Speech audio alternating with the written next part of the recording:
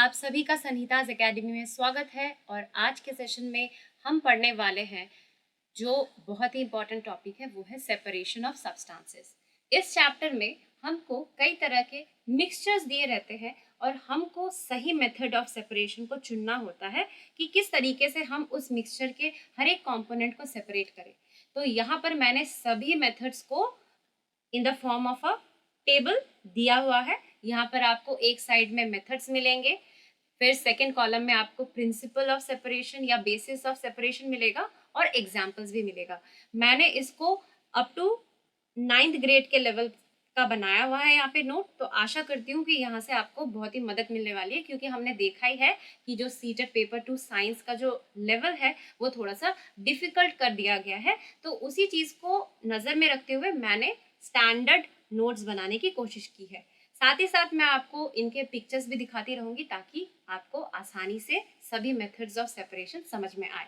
तो शुरुआत करते हैं अपने सेशन का। सबसे पहला जो मेथड है वो है हैंड पिकिंग। हैंड पिकिंग मतलब क्या कि हम हाथों से चुन रहे हैं, जो भी इम्प्योरिटीज है या जो भी चीज़ों को हमको अलग करना है उनको हम हाथों से चुन रहे हैं।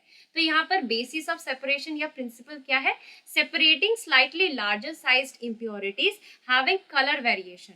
तो क्या होता है कि हमारे पास जो मिक्सचर होता है उनमें जो इम्प्योरिटीज होती है वो थोड़ी सी साइज में बड़ी होती है और उनमें कलर में जो भी चेंजेस होते हैं तो आसानी से वो हमको दिख जाते हैं और फिर उनको हम हाथों की मदद से चुन चुन कर अलग करते हैं। जैसे ये एग्जाम्पल में यहाँ पर बताया गया है, separating pieces of dirt, stone and husk from wheat, rice and pulses. तो आपने तो देखा ही होगा कि जब हम बाजार से चावल लेकर आते हैं, गेहूं लेकर आते हैं या दाल लेकर आते हैं तो उनमें हमको गंदगी मिलती है, कंकड़ पत्थर मिलते हैं, ठीक है, फिर छिलके मिलते हैं। तो उनको हटाने के लिए हम क्या करते हैं, हम ऐसे ही नॉर्मली हाथों से उनको उठा लेते हैं और अलग कर देते हैं। क्यों हम उनको हाथों से उठा रहे हैं? क्योंकि जो क्वांटिटी है मिक्सचर की वो कम है, ठीक है, और ये इजीली हमको दिख भी जाते हैं क्योंकि इनके कलर में वेरिएशन होती है। दूसरी बात क्या है कि जो गंदगी होती है, जो इम्प्योरिटीज होती है वो थोड़ी सी बड़ी भी होती है साइज में, तो हमको इजीली पिक करने में मदद होती है। तो ये एक एग्जाम्पल था हैंड पिकिंग का। अगर मैं आपको इसका जो पिक्चर है वो दिखाऊं तो वो यहाँ पर दिखाया गया है। तो देखिए यहाँ पर हमारे पास एक अनाज है, उसमें आपको दो कलर दिख रहे हैं, एक लाइट कलर है, एक डार्क कलर है, ठीक है। तो हैंड पिकिंग मेथड से हम क्या करने की कोशिश कर रहे हैं कि जो डार्क कलर है उसको हम खराब जो अनाज है या फिर हम कह सकते हैं डर्ट है या स्टोन्स है उनको हटाने की कोशिश कर रहे हैं। तो हम हाथों से ऐसे पिक पिक करके क्या करेंगे, उनको अलग करेंगे, हैंड पिकिंग की मदद से उसको अलग करेंगे। तो ये है हैंड पिकिंग मेथड। अब अगर हम दूसरे मेथड पे जाएंगे तो वो है सीविंग। सीविंग का मतलब क्या है? Using a sieve to separate bigger impurities from the useful component of a mixture. तो हम एक छलनी का इस्तेमाल करते हैं और छलनी का जो पोर साइज होता है, मतलब आपने देखी है ना, जो छलनी होती है उसमें ऐसे छोटे छोटे होल्स होते हैं, तो उसका जो पोर्स या जो होल होता है वो छोटा होता है ताकि जो बिगर इम्प्योरिटीज है वो इस छलनी में रुक जाए और हमको जो कंपोनेंट चाहिए, जो कि यूजफुल कंपोनेंट है, वो हमको अलग से मिले। तो यहाँ पर हम एक छलनी की मदद से जो इम्प्योरिटीज है उसको हटा रहे हैं from the useful component of a mixture. Example के तौर पर क्या बताया गया है? Separation of husk and stones from wheat. So गेहूं से, गेहूं के छिलके या जो कंकड़ पत्थर होते हैं उनको हम अलग करते हैं ऐसे ही छलनी की मदद से। दूसरा बताया गया है separation of stones and pebbles from sand. तो आपने देखा होगा बालू में कंकड़ पत्थर रहते हैं, तो कंकड़ पत्थर बालू से बड़े होते हैं साइज में, तो हम छलनी में जो पोर्स होते हैं उसका साइज ऐसा रखते हैं ताकि वो सिर्फ कंकड़ पत्थर को ही अलग करे और हमको सैंड अलग से मिल जाए। तीसरा एग्जाम्पल्स क्या है कि जब हम चाय बनाते हैं तो तब भी हम छलनी का इस्तेमाल करते हैं। छलनी में जो चाय की पत्ती है वो रह जाती है और हमको अलग से जो चाय हम पीते हैं वो मिल जाती है। तो अगर आप सीविंग प्रोसेस जो है, मेथड ऑफ सेपरेशन को देखेंगे तो यहाँ पर आप देख पा रहे हैं कि हम गेहूं को किस तरीके से साफ करते हैं। तो देखिए यहाँ पर जो छिलके हैं, जो भी कंकड़ पत्थर है, वो इस छलनी में, ये सीव है, ठीक है, ये सीव है जिसको हम हिंदी में छलनी बोलते हैं। तो सीव में जो भी गंदगी है यानी कि डर्ट है, स्टोन है, हस्क है, वो सब रह जा रहा है और हमको यहाँ पर अलग से गेहूं मिल जाती है, बीट हमको यहाँ पर अलग से मिल जा रही है, ठीक है। यहाँ पर भी आप देख पा रहे हैं कि हम जो सैंड और ग्रेवल मतलब क्या है, बालू और बड़े बड़े पत्थर का एक मिक्सचर है। तो हम उसको एक छलनी में डाल रहे हैं। छलनी में डालने से क्या हो रहा है कि जो ग्रेवल है वो छलनी में रह जा रहा है। यहाँ पर आप देख पा रहे हैं जो ग्रेवल है मतलब बड़े बड़े जो पत्थर है वो छलनी में रह जा रहे हैं और हमको अलग से सैंड मिल जा रहा है। तो ये था सीविंग। आगे बढ़ते हैं नेक्स्ट प्रोसेस की ओर, नेक्स्ट मेथड ऑफ सेपरेशन जो कि है थ्रेशिंग। थ्रेशिंग में क्या होता है, बेसिस ऑफ सेपरेशन क्या है, separation of grains from stalks by beating a bunch of stalks on stone slab. So यहाँ पर हम क्या करते हैं कि जैसे कि हमने गेहूं उगाया है या हमने पैडी उगाई है, तो जब वो पक जाते हैं तो उनका तो जो तना होता है उसको कलेक्ट करते हैं, काटते हैं ना, हार्वेस्टिंग के बाद उनका एक बंच बनाते हैं। बंच बनाकर क्या करते हैं कि हम इनको जोर जोर से एक पत्थर के स्लैब के ऊपर पीटते हैं। ऐसा क्यों करते हैं, क्योंकि आपने देखा होगा कि जो गेहूं होता है उसके जो ग्रेन्स होते हैं वो बहुत सारे होते हैं ऐसे ऊपर की ओर। जो पैडी भी होती है वो भी कुछ ऐसी ही होती है। तो हर एक ग्रेन को उंगली से या हाथों की मदद से सेपरेट करना मुश्किल हो जाता है। तो ये वाला जो पार्ट है ये कहलाता है स्टॉक, ठीक है, और ये ऊपर का जो पार्ट है ये कहलाता है ग्रेन। सो थ्रेशिंग की मदद से हम क्या करते हैं, हम ग्रेन्स को स्टॉक से अलग करते हैं। तो यहाँ पर हम क्या करते हैं, ऐसे बहुत सारे गेहूं के स्टॉक को लेते हैं, उसको बांधते हैं, ऐसा बंच बनाते हैं और यहाँ पर ये ग्रेन्स है और इनको हम जोर जोर से एक पत्थर की चट्टान पर पीटते हैं। पीटने से क्या होता है, जो ग्रेन्स है वो अलग हो जाता है और जो स्टॉक है वो अलग हो जाता है। So separation of grains from a stalk, यही इसका एग्जाम्पल है। तो देख पा रहे हैं आप यहाँ पर पिक्चर में दिखाया गया है कि किस तरीके से थ्रेशिंग की जाती है। तो आप यहाँ पर फार्मर्स को देख पा रहे हैं, उन्होंने जो अनाज हमको मिला हार्वेस्टिंग के बाद उसका बंच बनाया है और उसको वो जमीन पर पीट रहे हैं। पीटने से देखिए यहाँ पर हमको जो ग्रेन्स है वो अलग से मिल रही है और हाथ में हमारे पास स्टॉक रह जाता है। तो जो स्टॉक है उसको हम जो हमारे गाय भैंस बकरी होती है उनके खाने के तौर पर इस्तेमाल करते हैं और ये जो ग्रेन्स है ये मार्केट में बेची जाती है। तो इस तरीके से हम जो ग्रेन्स है उसको स्टॉक से अलग करते हैं और मेथड का नाम क्या है, वो है थ्रेशिंग। आगे बढ़ेंगे तो हमको जो दूसरा मेथड मिलेगा वो है विनोइंग। विनोइंग में हम क्या करते हैं, separation of heavier and lighter components of a mixture by wind और ब्लोइंग एयर। सो यहाँ पर जो प्रिंसिपल ऑफ सेपरेशन है, यहाँ पर क्या हो रहा है कि एक हेवियर कंपोनेंट होता है मिक्सचर में और एक लाइटर कंपोनेंट होता है। दोनों को सेपरेट करने में किसकी मदद होती लगती है हमको, वो है हवा की, हाँ, या फिर ब्लोइंग एयर की। तो विनोइंग के मदद से हम क्या क्या सेपरेट कर सकते हैं, जैसे कि separating a mixture of sand and sawdust. तो हमारे पास बालू है और लकड़ी का बुरादा है। लकड़ी का जो बुरादा है वो हल्की होती है, लाइटर कंपोनेंट है, और जो सैंड है वो हेवियर कंपोनेंट है। तो हम क्या करेंगे, हम एक ऊंची सी जगह पे चढ़ जाएंगे और फिर धीरे धीरे इस मिक्सचर को फेंकेंगे और हवा का बहाव जिस ओर है उस ओर मुंह करके हम इस मिक्सचर को फेंकेंगे। तो क्या होगा कि जो सैंड है क्योंकि वो हैवी है वो एक जगह पे इकट्ठा होगा, ठीक है, और जो लकड़ी का बुरादा है क्योंकि वो हल्का है तो वो दूर जाके फ्लाई करके वहां पे वो इकट्ठा होगा। इसी तरीके से हम सैंड और सूखी पत्तियों का जो मिक्सचर है, ठीक है, या फिर जो ग्रेन्स होते हैं और उसके जो छिलके होते हैं, इनके मिक्सचर को हम अलग कर सकते हैं। क्योंकि जो सूखी पत्तियां हैं और जो ग्रेन के छिलके हैं वो हल्की है तो वो हवा की बहाव से दूर जाकर एक हीप बनाएगी और जो भारी चीजें हैं वो सामने ही ऐसे गिर के एक अलग सा हीप बनाएगी। तो यहाँ पर अगर हम देखेंगे विनोइंग प्रोसेस को तो आप देख पा रहे हैं कि यहाँ पर जो फार्मर है वो क्या कर रहे हैं, जो ग्रेन्स है उसको उसके छिलके से अलग अलग कर रहे हैं। तो यहाँ पर ये जो ग्रेन है ये भारी है, ठीक है, ये हेवी कंपोनेंट है मिक्सचर का, तो वो पास ही में इकट्ठा हो रहा है क्योंकि वो तो हवा के साथ ज्यादा दूर तक उड़ नहीं सकती। और ये जो हस्क है यानी कि जो ग्रेन के छिलके हैं, क्योंकि ये हल्के होते हैं तो ये हवा के बहाव में दूर जाकर यहाँ पर थोड़ी दूरी पर ये इकट्ठे हो रहे हैं। तो देखिए ग्रेन्स और हस्क हमको अलग अलग ऐसे हीप में मिल रहे हैं। तो इस तरीके से हम जो ग्रेन्स है और हस्क है उसको सेपरेट कर सकते हैं। आगे अगर हम बढ़ेंगे तो हमारे पास एक मेथड है जो कि है गिनिंग। गिनिंग में हम क्या करते हैं, जो फाइबर्स होते हैं उनको उनकी सीड्स से अलग करते हैं यूजिंग कोम्स, ठीक है। तो हम कंघी जैसा एक स्ट्रक्चर होता है, इस टाइप का स्ट्रक्चर होता है। इनको हम कोम्स कह रहे हैं। तो जैसे कि कॉटन के जो फाइबर्स है, कॉटन में तो बीज होते हैं, ठीक है, तो फाइबर्स को सीड से अलग करने के लिए हम इस कोम की मदद से इनको सेपरेट कर सकते हैं और इस मेथड का नाम है गिनी। So separating fibres from the seeds of cotton. तो कॉटन की जो फाइबर्स है और जो सीड है उनको अलग किया जाता है बाय द मेथड ऑफ गिनी। उसके बाद जो नेक्स्ट मेथड है वो है फिल्ट्रेशन। फिल्ट्रेशन में हम क्या करते हैं, separation of fine insoluble particles from a liquid using a filter. तो हम क्या करते हैं कि बहुत ही छोटे छोटे, मतलब आंखों को नजर ना आने वाले ऐसे फाइन इनसॉल्यूबल पार्टिकल्स, मतलब जो कि पानी में ना घुले, तो ऐसे इनसॉल्यूबल पार्टिकल्स को लिक्विड से अलग करते हैं by the process of filtration. यहाँ पर हमको एक फिल्टर की जरूरत होती है, तो वो कोई फिल्टर पेपर हो सकता है, कोई क्लॉथ हो सकता है, या कोई भी अलग टाइप का फिल्टर हो सकता है। तो यहाँ पर हम क्या सेपरेट कर रहे हैं, separation of suspended particles from water. So water में जो सस्पेंडेड पार्टिकल्स होता है, जैसे कि डर्ट होता है, डस्ट होता है, ठीक है, गंदगी जो होती है, तो वो सस्पेंडेड फॉर्म में रहती है, उसको सेपरेट करने के लिए हम फिल्ट्रेशन मेथड का इस्तेमाल करते हैं। फिल्ट्रेशन मेथड आपको यहाँ पर डायग्राम में दिखाया गया है।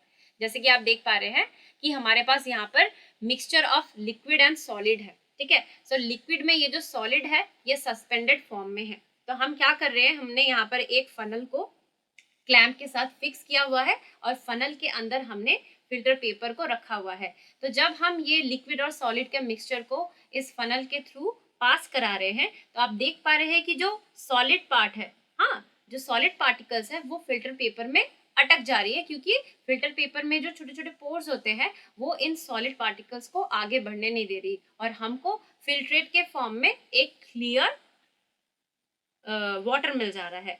तो ये है फिल्ट्रेशन मेथड, और इसको हम कब यूज करते हैं, जब हमारे पास एक लिक्विड और सॉलिड का मिक्सचर हो, ठीक है, और जो सॉलिड सोल्यूबल ना हो इस लिक्विड में।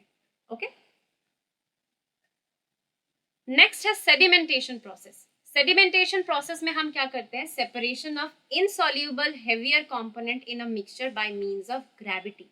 तो यहाँ पर हमारे पास एक इनसॉल्यूबल हेवियर कंपोनेंट होता है, मतलब वो ना तो घुलता है पानी में, प्लस वो भारी भी होता है। और ये जो सेपरेशन है ये किसकी मदद से होती है, ये ग्रेविटी की मदद से होती है।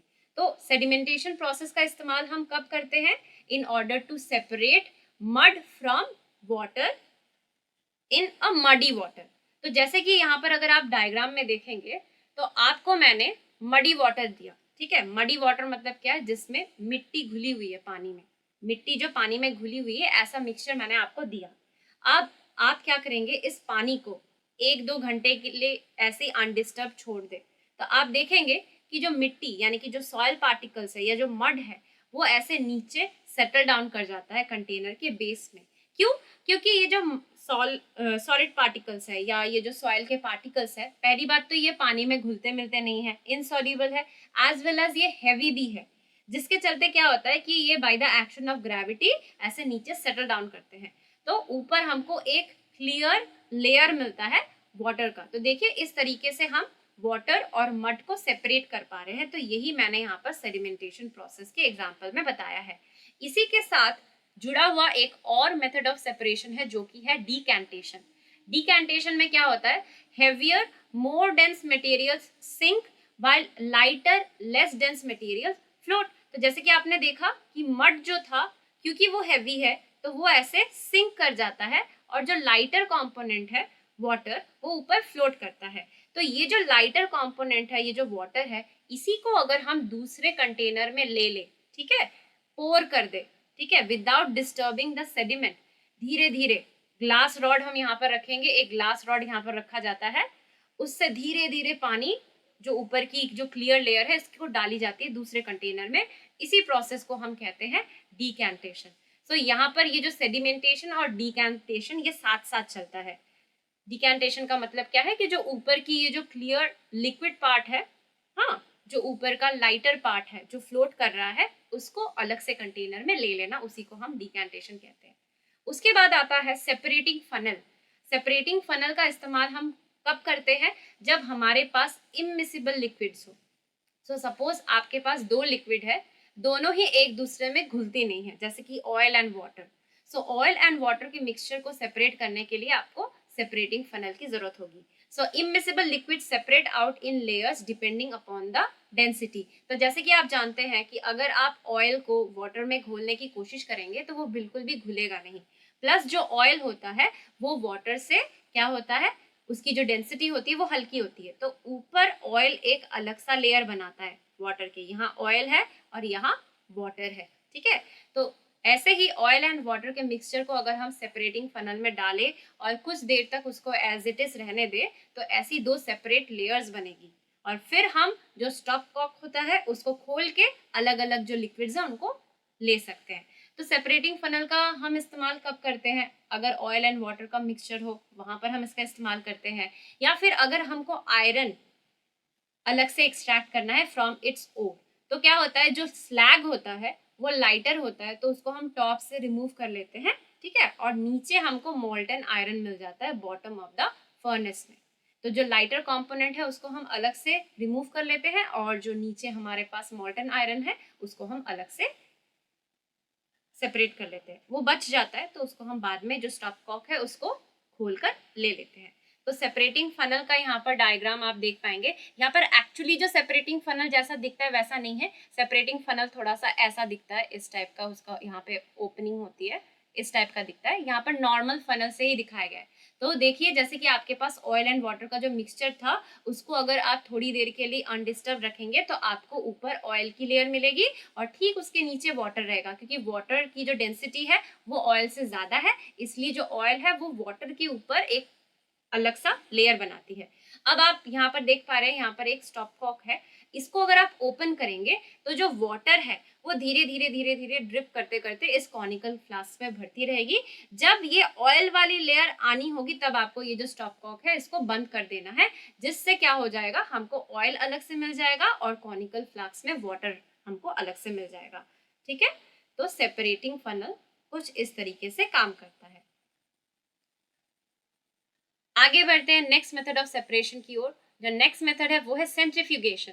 सेंट्रीफ्यूगेशन मेथड का इस्तेमाल हम क्यों करते हैं, क्या प्रिंसिपल है? तो यहाँ पर क्या होता है कि जो डेंसर पार्टिकल्स होते हैं ये इनको फोर्स किया जाता है कि ये बॉटम में चले जाए, और जो लाइटर पार्टिकल्स होते हैं मतलब जिनकी डेंसिटी कम होती है वो टॉप में रहते हैं. कब ऐसा होता है? जब हम इनको फुल स्पीड में घुमाते हैं. तो सेंट्रीफ्यूगेशन एक्चुअली होती किस में है? सेंट्रीफ्यूज मशीन में ये प्रोसेस होती है. तो हम क्या करते हैं, इससे हम कौन कौन सी चीज़ों को सेपरेट कर सकते हैं, जैसे कि बटर को क्रीम से सेपरेट करना, फिर separating the components of blood. So blood के अलग अलग कंपोनेंट्स है ना, जैसे प्लाज्मा है, फिर रेड ब्लड सेल्स है, वाइट ब्लड सेल्स है, प्लेटलेट्स है, तो ये अलग अलग लेयर्स बनाते हैं. फिर यूरिन के कंपोनेंट्स को सेपरेट करने के लिए भी हम सेंट्रीफ्यूगेशन का इस्तेमाल करते हैं. दूसरी बात क्या है कि वॉशिंग मशीन में भी क्या होता है कि जो मशीन है वो अंदर चीज़ों को फुल स्पीड में घुमाती है, जिसके चलते क्या होता है, पानी जो होता है क्लॉथ में वो स्क्वीज आउट हो जाता है. तो ये सारी जो एग्जांपल्स है ये किस मेथड का इस्तेमाल करिए, वो सेंट्रीफ्यूगेशन मेथड का इस्तेमाल करिए, जिसका डायग्राम हमको यहाँ पर दिखाया गया है. तो देख पा रहे हैं ना आप कि ये एक सेंट्रीफ्यूज मशीन है. यहाँ पर हमने सैंपल लिया हुआ है, तो यहाँ पर बीच में एक्सिस होता है और ये फुल स्पीड में घूमता है ये जो मशीन है. तो आप देख पा रहे हैं ना कि पहले जो पार्टिकल्स थे वो इधर उधर बिखरे हुए थे, जो कि यहाँ पर दिखाया गया है. फिर जैसे ही सेंट्रीफ्यूगेशन प्रोसेस कंप्लीट होता है तो एज पर डेंसिटी ये अलग अलग लेयर्स बनाते हैं. नीचे होता है जो हेवी होते हैं यानी कि जो डेंस होते हैं, और टॉप में होते हैं जो लाइट होते हैं जिनकी डेंसिटी कम होती है. इस तरीके से वो अलग अलग लेयर्स बनाते हैं और फिर हम इन चीज़ों को सेपरेट कर सकते हैं. नेक्स्ट आता है इवेपोरेशन एंड कॉन्डेंसेशन. इवेपोरेशन तो आप जानते ही हैं कि हीट की मदद से वाटर को वाटर वेपर में चेंज करने को हम इवेपोरेशन कहते हैं, और कॉन्डेंसेशन में हम क्या करते हैं, जहां पर वाटर वेपर वाटर में बदल जाता है जब हम टेम्परेचर को कूल डाउन करते हैं. सो इवेपोरेशन मेथड का हम इस्तेमाल करते हैं in order to separate a mixture of sand and salt. तो हमारे पास सैंड और सॉल्ट का मिक्सचर दिया हुआ है, हम इसमें थोड़ा सा पानी ऐड करेंगे तो उससे क्या होगा, जो सैंड है वो नीचे सेडिमेंट फॉर्म करेगा और हमारे पास एक क्लियर लिक्विड मिलेगी, वहां पर क्या है, सॉल्ट सॉल्यूशन. इस सॉल्ट सॉल्यूशन को हम धीरे से अलग कंटेनर में ले लेंगे, जिसको हम डिकैंटेशन कहते हैं। फिर हम क्या करेंगे, सॉल्ट सॉल्यूशन को इवेपोरेट करेंगे, तो हमको अलग से वाटर मिल जाएगा और कंटेनर में सॉल्ट बचा रह जाएगा। कंडेंसेशन मेथड का इस्तेमाल हम सेम इसी प्रोसेस में करते हैं कि जो वाटर इवेपोरेट किया, तो जो स्टीम या वेपर निकल रही है उसको अगर हम किसी कोल्ड सब्सटेंस के या कोल्ड मटेरियल के कांटेक्ट में लाएंगे, तो अगेन वाटर कॉन्डेंस करके, जो वाटर वेपर है वो कॉन्डेंस करके वाटर में कन्वर्ट हो जाएगा। तो जो इवेपोरेशन और कॉन्डेंसेशन है यहाँ पर दिखाया गया है। आप देख पा रहे हैं कि यहाँ पर ये जो वाटर है ये वेपर के फॉर्म में कन्वर्ट हो जा रहा है, और हमारे पास यहाँ पर एक मिक्सचर है जहाँ पर सॉलिड और लिक्विड दिया हुआ है। तो सारा पानी इवेपोरेट करके भाप बनकर निकल जाएगा और हमको इस कंटेनर में अलग से सॉलिड पार्टिकल्स मिल जाएंगे, तो सेपरेट हो जाएगा। और यहाँ पर आप कॉन्डेंसेशन आराम से देख पा रहे हैं कि इस केटल में पानी गर्म हो रहा था। पानी गर्म होने से क्या हुआ कि जो वाटर है वो वाटर वेपर में बदल गया, जो कि यहाँ आउटलेट से निकल रहा है। फिर यहाँ पर एक बर्तन के ऊपर हमने थोड़ी सी आइस डाल के रखी थी, जिस वजह से ये जो यूटेंसिल है ये ठंडा है। तो जैसे ही ये वाटर वेपर या ये स्टीम इस ठंडे से बर्तन के कांटेक्ट में आ रहा है, तो वो स्टीम तुरंत वाटर में बदल जा रहा है, और यही वाटर ड्रॉप बाय ड्रॉप हम एक अलग से कंटेनर में सेपरेट कर रहे हैं। तो यहाँ पर इवेपोरेशन और कॉन्डेंसेशन दोनों ही एक डायग्राम में दिखाया गया है। आगे अगर हम बढ़ेंगे तो हमारे पास जो नेक्स्ट मेथड ऑफ सेपरेशन आता है वो है सब्लिमेशन। सब्लिमेशन एक्चुअली क्या होता है, ये एक ऐसा मेथड ऑफ सेपरेशन है जहां पर जो सॉलिड ऑब्जेक्ट है या सब्सटेंस है उसको अगर हीट दिया जाए वो डायरेक्टली गैस में कन्वर्ट हो जाता है, और इसका उल्टा भी होता है। उसको अगर कूल डाउन करते हैं तो वो गैस से सॉलिड भी बन जाता है, तो उसको सॉलिडिफिकेशन कहते हैं। तो यहाँ पर हम क्या करते हैं, सेपरेशन ऑफ सब्लिमेबल या volatile component from a non sublimable impurity और कंपोनेंट। मतलब क्या है कि जो ऐसे मिक्सचर के कंपोनेंट है जो कि सब्लिमेबल है या वोलाटाइल है, उनको हम जो नॉन सब्लिमेबल इम्प्योरिटी है उनसे अलग कर सकते हैं। तो ऐसे कुछ चीजें जो कि सब्लिमेट करती है वो क्या है, ammonium chloride, naphthalene, iodine, anthracene. तो ये सब्लिमेट करना मतलब क्या, इनको अगर हीट दिया जाए तो ये डायरेक्टली सॉलिड से गैसियस स्टेट में चले जाते हैं। तो अगर हम इस मेथड का इस्तेमाल करेंगे तो किस टाइप के मिक्सचर को हम सेपरेट करने के लिए कर सकते हैं, separation of salt and camphor, या फिर salt and iodine, salt and naphthalene. इस टाइप के मिक्सचर को हम सेपरेट करने के लिए सब्लिमेशन का इस्तेमाल कर सकते हैं, जो कि यहाँ पर डायग्राम में दिखाया गया है। कि देखिए यहाँ पर हमारे पास अमोनियम क्लोराइड और सॉल्ट है, तो अमोनियम क्लोराइड क्योंकि सब्लिमेबल चीज है तो वो सॉलिड से डायरेक्टली यहाँ पर वेपर में कन्वर्ट हो जाएगी, और हमारे पास यहाँ पर नीचे अलग से सॉल्ट बचा रहेगा। ठीक है, सो इस तरीके से हम इसको सेपरेट कर सकते हैं, सॉल्ट और अमोनियम क्लोराइड के मिक्सचर को। आगे बढ़ा जाएगा तो हमारे पास जो नेक्स्ट मेथड ऑफ सेपरेशन है वो है क्रोमैटोग्राफी। क्रोमैटोग्राफी का मतलब ये जो इसका जो प्रिंसिपल है क्या है, separation of solutes that dissolves in the same solvent. तो यहाँ पर जो सॉल्यूट पार्टिकल्स है वो सेम सॉल्वेंट में ही घुले मिले होते हैं। तो क्रोमैटोग्राफी का हम इस्तेमाल कब करते हैं, in order to separate colours in a dye. तो जो डाई होती है उसमें एक से ज्यादा कलर्स हो सकते हैं, तो उन कलर्स को सेपरेट करने के लिए हम क्रोमैटोग्राफी का इस्तेमाल करते हैं। फिर जो पिगमेंट्स होते हैं यानी कि जो नेचुरल कलर्स होते हैं, नेचुरल कलर्स में जो पिगमेंट्स होते हैं उनको सेपरेट करने के लिए भी हम क्रोमैटोग्राफी का इस्तेमाल करते हैं। फिर ब्लड से ड्रग्स को सेपरेट करने के लिए भी हम क्रोमैटोग्राफी का इस्तेमाल करते हैं। तो जैसे कि आप जानते हैं कि जो क्रोमैटोग्राफी मेथड है, यहाँ पर हम अलग अलग तरीके हैं। यहाँ पर पेपर क्रोमैटोग्राफी दिखाया गया है। तो जैसे कि आप देख पा रहे हैं कि हमने यहाँ पर एक फिल्टर पेपर ली है, उसमें एक लाइन खींची है और वहां पर हमने ब्लैक इंक का एक स्पॉट दिया है। ठीक है, फिर हमने इस पेपर स्ट्रिप को, फिल्टर पेपर स्ट्रिप को एक क्लोज्ड ग्लास जार में रखा है, जहां पर उसका थोड़ा सा पार्ट यानी कि जो लाइन हमने खींची है उससे नीचे हमने पानी रखा हुआ है उस लेवल तक। तो अब ये क्या होगा, ये पानी ऊपर आगे आगे बढ़ेगा बाय कैपिलरी एक्शन। ठीक है, तो उससे क्या होगा, ये जो ब्लैक इंक है इसमें जो अलग अलग पिगमेंट्स हैं, अलग अलग कलर्स हैं, ये सेपरेट हो जाएंगे। ठीक है, तो जो जितना ज्यादा सोल्यूबल होगा सॉल्वेंट में वो ज्यादा दूरी तय करेगा। ठीक है, तो इस तरीके से हमको अलग अलग डाइज मिल जाते हैं फ्रॉम अ सिंगल इंक। तो आप देख पा रहे हैं कि इस ब्लैक इंक में रेड डाई है, ग्रीन डाई है और ब्लू डाई है, जो कि अलग अलग लेवल पे जाकर सेपरेट हो रहे हैं। तो इस तरीके से हम इस काम को करते हैं, सेपरेशन ऑफ पिगमेंट्स और कलर्स के लिए हम क्रोमेटोग्राफी का इस्तेमाल करते हैं। फिर आता है डिस्टिलेशन। डिस्टिलेशन का इस्तेमाल हम करते हैं in order to separate two miscible liquids. Two miscible liquids मतलब दो लिक्विड्स हमारे पास जो दोनों एक दूसरे में घुल मिल जाते हैं, ठीक है, बट उनकी जो बॉइलिंग पॉइंट्स है वो अलग है। तो हमको ध्यान में रखना है कि डिस्टिलेशन जो मेथड है उसका हम इस्तेमाल कब करेंगे, जब हमारे पास टू मिसिबल लिक्विड्स होंगे जिनके बॉइलिंग पॉइंट्स अलग अलग होंगे। तो इसका इस्तेमाल हम एग्जाम्पल क्या दिया गया है, कहाँ पे करते हैं, separating a mixture of water and acetone. Water और एसीटोन के मिक्सचर को हम सेपरेट करते हैं by the process of distillation. कैसे होता है इसको हम यहाँ पर देखेंगे। तो जैसे कि वाटर का जो बॉइलिंग पॉइंट है और जो एसीटोन का बॉइलिंग पॉइंट है वो अलग है। तो हम क्या कर रहे हैं, हमारे पास यहाँ पर जो मिक्सचर है इसमें दो लिक्विड्स है, क्योंकि दोनों एक दूसरे में घुल मिल जा रही है, तो जिस वजह से यहाँ पर हमको एक ही लिक्विड दिख रही है। अब जिसका बॉइलिंग पॉइंट जितना कम होगा वो जल्दी से वेपर में बदल जाएगा, फिर ये वेपर इस कॉन्डेंसर से गुजरता है। इस कॉन्डेंसर में ठंडी जो पानी है वो यहाँ से अंदर जाती है और फिर वो इस वेपर को कूल डाउन करके क्या करता है, उसको कॉन्डेंस करता है, उसको लिक्विड फॉर्म में चेंज करता है, और वो लिक्विड यहाँ पर कॉनिकल फ्लास्क में हम इकट्ठा करते हैं। तो इस तरीके से the process of distillation separates to miscible liquids having different boiling point. Okay, तो फिर फ्रैक्शनल डिस्टिलेशन का इस्तेमाल हम कब करते हैं? सो यहाँ पर हम दो से ज्यादा मिसिबल लिक्विड्स को सेपरेट करने के लिए इस्तेमाल करते हैं जिनका जो बॉइलिंग पॉइंट है वो 25 केल्विन से कम हो। जैसे कि separation of different gases in air. Air में जो गैसेस होते हैं अलग अलग से, उनको सेपरेट करने के लिए हम फ्रैक्शनल डिस्टिलेशन का इस्तेमाल करते हैं। Separation of different fractions from petroleum products. Petroleum products मतलब जो क्रूड ऑयल होता है उसमें बहुत से यूजफुल कंपोनेंट मिक्स्ड फॉर्म में रहता है, मिक्सचर के फॉर्म में रहते हैं।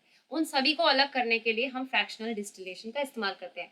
ध्यान में रखना है, डिस्टिलेशन में हम सिर्फ दो मिसिबल लिक्विड्स को सेपरेट कर रहे हैं जिनमें जो बॉइलिंग पॉइंट्स होता है वो दोनों का अलग अलग होता है, बट फ्रैक्शनल डिस्टिलेशन में हम दो से ज्यादा मिसिबल लिक्विड्स को सेपरेट कर रहे हैं। और यहाँ पर एक कंडीशन है कि ये जो मिसिबल लिक्विड्स है इनका जो डिफरेंस इन बॉइलिंग पॉइंट्स है वो 25 केल्विन से कम होनी चाहिए, लेस होनी चाहिए। तो यहाँ पर फ्रैक्शनल डिस्टिलेशन का जो सेटअप होता है यहाँ पर दिखाया गया है अच्छे से। तो आप देख पा रहे हैं कि यहाँ पर जो क्रूड ऑयल है वो एक हीटर से गुजरता है, ठीक है, जिसके चलते क्या होता है कि जो अलग अलग कंपोनेंट्स है उनकी अलग अलग टेम्परेचर पे ये वेपर्स बनाते हैं, और उस तरीके से अलग अलग आउटलेट है जिनसे इनको कलेक्ट किया जाता है। तो ये जो बीच का पार्ट आप देख रहे हैं इसको हम फ्रैक्शनेटिंग टावर कहते हैं। और यहाँ पर आप देख पा रहे हैं जितना हम ऊपर जा रहे हैं जो टेम्परेचर है वो कम होता जा रहा है। तो इस हिसाब से हम अलग अलग जो कंपोनेंट्स है क्रूड ऑयल के उनको सेपरेट करते हैं और जिनका अपना अलग अलग यूज है। आगे जाएंगे तो यहाँ पर हमको क्रिस्टलाइजेशन के बारे में बताया गया है। Separation of a pure solid in the form of its crystals from solution. तो हमको ये मेथड कहाँ पे इस्तेमाल करना है, जब हमको प्योर सॉलिड को सेपरेट करना है, हाँ, in the form of crystals from its solution. तो सबसे पहले इसके लिए हमको एक सैचुरेटेड सॉल्यूशन बनाना होता है, फिर उसको कूल डाउन करते हैं तो हमको नीचे बॉटम ऑफ द कंटेनर में जो क्रिस्टल्स मिलते हैं वो होता है pure form of that solid. तो सपोज आपको शुगर के क्रिस्टल्स बनाने हैं तो उसके लिए आपको सैचुरेटेड शुगर सॉल्यूशन बनाना पड़ेगा। फिर आप उस सॉल्यूशन को कूल डाउन करने के लिए रखेंगे जब, तो आपको नीचे बॉटम ऑफ द कंटेनर में शुगर के क्रिस्टल्स दिखेंगे जो कि प्योर शुगर के क्रिस्टल्स होंगे, ठीक है। तो separating impurities in salt that we get from sea water. तो सी वाटर से हमको जो सॉल्ट मिलता है उसमें इम्प्योरिटीज होती है, तो उस इम्प्योरिटीज को और जो यूजफुल कंपोनेंट क्या है सॉल्ट को, इन दोनों को अलग करने के लिए हम क्रिस्टलाइजेशन मेथड का इस्तेमाल करते हैं, जो कि यहाँ पर हमको डायग्राम में दिया गया है। तो देख पा रहे हैं ना आप कि हमारे पास यहाँ पर सपोज इम्प्योर सॉलिड है। इम्प्योर सॉलिड मतलब सॉलिड में इम्प्योरिटीज मौजूद है जिसको हमने एक सॉल्वेंट में घोला है। घोलने के बाद हम क्या कर रहे हैं, इसको हम इवेपोरेट करने की कोशिश कर रहे हैं। इवेपोरेट कर करके हम क्या कर रहे हैं, इसका एक सैचुरेटेड सॉल्यूशन बनाने के बाद इसको कूल डाउन करने के लिए छोड़ देते हैं। तो आपको दिख रहा है ना, बॉटम ऑफ द कंटेनर में आपको क्रिस्टल्स बनते हुए दिख रहे हैं। तो ये जो क्रिस्टल्स है ये pure form of the solid है। जो हमारा लास्ट मेथड ऑफ सेपरेशन है वो है मैग्नेटिक सेपरेशन, जो कि बहुत ही इजी है। यहाँ पर हम मैग्नेट का इस्तेमाल करते हैं in order to separate magnetic component from a non magnetic component in a mixture. So हम जानते हैं कि किसी भी मिक्सचर में एक से ज्यादा कंपोनेंट्स होते हैं, राइट। तो मैग्नेटिक सेपरेशन का इस्तेमाल हम कब करते हैं, जब हमको एक मैग्नेटिक कंपोनेंट को नॉन मैग्नेटिक कंपोनेंट से अलग करना हो। जैसे कि अगर हमारे पास एक मिक्सचर है जिसमें आयरन फाइलिंग्स है और सॉडस्ट है, तो आयरन फाइलिंग्स और सॉडस्ट के मिक्सचर को सेपरेट करने के लिए हम क्या करेंगे, सिंपल, हम एक मैग्नेट लेंगे, मैग्नेट को करीब लाते ही सारे जो आयरन फाइलिंग्स है वो मैग्नेट के साथ चिपक जाएंगे और हमको अलग से सॉडस्ट मिल जाएगा। सिमिलरली अगर हमारे पास आयरन फाइलिंग्स और सैंड का मिक्सचर है तो हम फिर से मैग्नेट का इस्तेमाल करके आयरन फाइलिंग्स को हटा लेंगे उस मिक्सचर से और हमको अलग से सैंड मिल जाएगा, जो कि हमको यहाँ पर इस डायग्राम में दिखाया गया है। तो जैसे कि आप देख पा रहे हैं कि हमारे पास यहाँ पर एक सैंड और आयरन फाइलिंग का मिक्सचर दिया गया है। हमने मैग्नेट को करीब लाया, मैग्नेट में सारे आयरन फाइलिंग्स चिपक गए और हमको अलग से यहाँ पर सैंड मिल गया।